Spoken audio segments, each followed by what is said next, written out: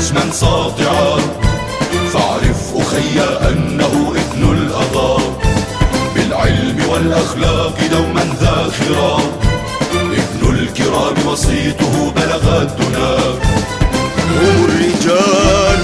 هم الرجال حين تشتد الأمور، مهما علوا لا كبر أو حتى غرور، في كل ميدان لهم بصمة، نشروا بكل الأرض حبا وسرور. منهم طبيب ومحامي. له شكرك انه انت يعني قدمت للعيلة هدية حلوة ومرتبة ونجاحك. يعني هذه الشغلة يعني بنقول عنها بترفع الراس للكل. أنا من النوع إنه وين ما تحطني بتميز، سواء في أي مادة. يعني مثلا من ناحية المدرسة، عشان من ناحية المدرسة مثلا في كل مواد كنت شاطر فيها، يعني من المواد الاجتماعية للرياضيات والكيمياء والفيزياء، كل مواد كنت شاطر فيها.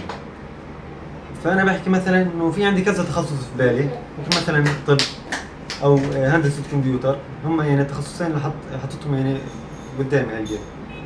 فيعني في الأيام القادمة إن شاء الله بحدد إيش راح أدخل.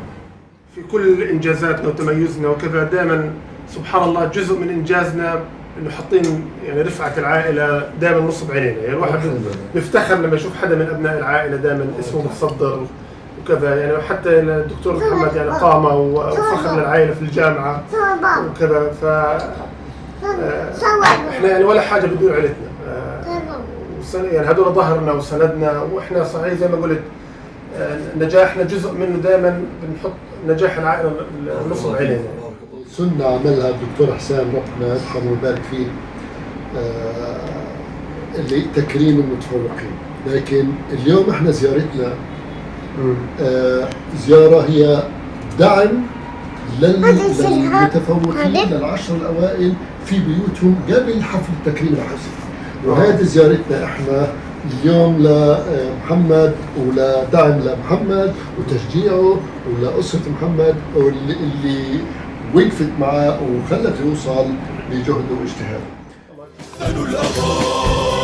بنو الأغا